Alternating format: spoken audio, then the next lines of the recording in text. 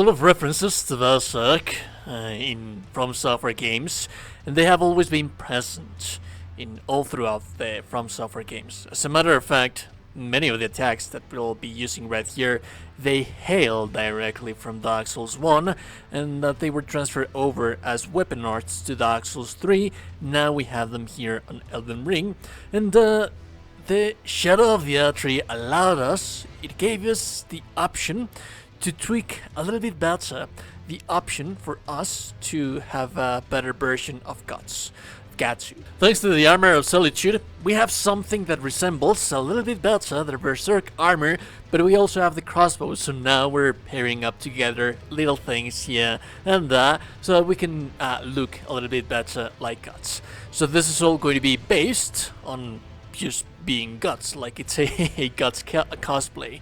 The weapon that we're using is of course the Dragon Slayer, or right here the Greatsword, and we're using the Ash of War, the Lion's Claw. Now the Lion's Claw, it's another direct reference to Berserk.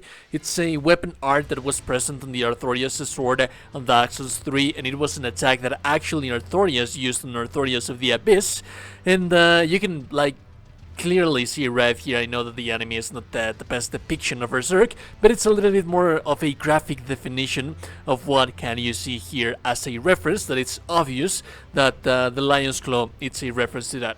Little disclaimer, and why am I not using the double Lion's Claw that we got on Shadow of the Erdtree? I don't like it that much.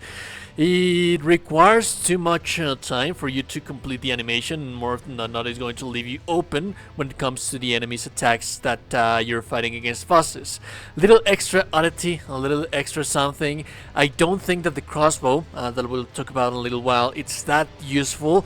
It's very high damaging, and if you, like, for example, give it like blood imbued bolts, it can deal tremendous amounts of bleeding. It can proc bleeding quite almost instantly. Well, not almost instantly, but in 2 casts, depending on resistances. Sometimes it's just going to be 1 charge. Sometimes it's going to be 2. But the thing is that it takes way too long for you to charge the animation. More often than not, it's just going to be a strange oddity that is going to be fun to use while you're doing exploration on the overworld, but it wouldn't be enough for you to punish enemy attacks when it comes to fighting bosses. We'll talk about that a little bit more once we get to that gameplay section, that portion where we discuss about the weapons. So the level is pretty straightforward. This is a strength build. We have dexterity 15, just because we want to be able to use the repeating crossbow that has a 15 dexterity requirements. The Greatsword doesn't require that much strength, that much dexterity. For vigor we have 60. Now for this build to work as we have it right here, you need as a must 40 points into endurance. And the talismans that we'll be using are also a must, because this is a very heavy setup that we have right here.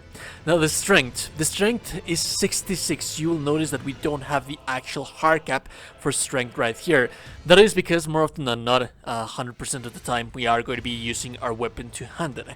When you two-hand a weapon, it raises your strength by 50%, meaning that at 66 strength, it's going to yield you 33 points more when you're dual wielding it, meaning that you ideally with this build you don't have 66 strength, you actually have 99 strength, which I know once you reach the 80 threshold, the hard cap, there really is no point. So if you don't really want to have that much, like 53 is just more than enough. That is going to yield you 53, 54 around here, and that is going to yield you the strength hard cap at 80. But just because we don't have anywhere else to place our points right here, that's why we have this strength on 66, yielding us 99 strength. The Heavy Greatsword. The Heavy Greatsword, like I said, it's going to be our main means of damage. It deals tremendous amounts of damage, and we're with talismans that will pair this thing right here, it's just going to be tremendous of damage. It's very weighty, as well as the armor that we're using. That's why we need so much endurance. The guard boost, it's really not that not that bad, and it has a 84% of physical damage negation, so you can by all means be like Guts and block the attacks like Guts always does with his huge sword. It's not a sword that he only uses to attack, he also uses the sword to block attacks, so that's why we don't have a shield right here. The repeating crossbow, like I said, this is just because of the cosplay values. It's just an interesting oddity that you'll have right here, but it's really not that great. The FP cost of this thing is just too much, and more often than not, yes, you can by all means use it while exploration to kill things. It's going to be more often than not one-shot things. Well, not one shot, like I mentioned. It is going to require for one tap of the Ash of War for you to kill something. However, it's going to be too costly on the bolts that you'll be using and also on the FP cost. So we have this thing right here. I don't think that it is that good. We have this thing right here just because of the cosplay value. The entire armor of Solid 2, we have more than enough poise to bypass anything that we would want to bypass with this build. The Talismans, Shadow of Alexander, that's a must. Actually, there's a couple of must talismans that are not based on damage. My recommendations as a must is the Earthree's Favorite +2 and the Graveyard Arsenal. As a matter of fact, this is not a recommendation, this is actually a must. For you to be able to use the equipment and the armor that we're using right here at 40 endurance, they are mandatory. You need them, otherwise you're going to be fat rolling. And then we have as another must, leaning a little bit more into recommendation because it's something that you can interchange. It's going to be the two-handed sword talisman right here. This is going to increase your native base damage attacks, but this is where you can place, like, allocate the rest of the things that you would be using, like for example the turtle talisman or the dragon crest for more damage negation, or just your overall support talismans right here. But more often than not, this is a must because you're always going to be two-handing your weapon. This is going to increase your damage quite substantially alongside the Shadow of Alexander.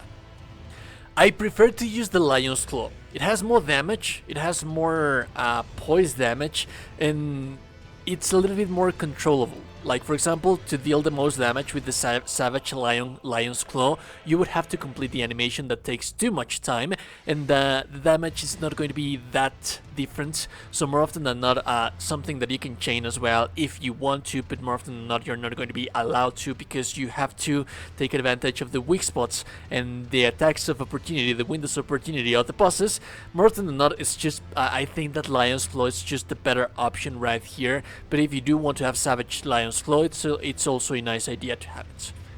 For the mix of Wondrous Physique, we have the Stone Buff cracked here right here to make our attacks more likely to break the enemy stances. And what do you know, this build actually has tremendous stance damage and also tremendous posture damage, which you're going to be breaking the enemy's stance quite a lot, allowing you to do a whole bunch of ripostes around here. And then the other cerulean tier, it's up to your personal preference, whatever that you would want to be using in here. The support kind of crystal tiers, the Cream Burst crystal tiers, the Crimson crystal tier, upline, what have you.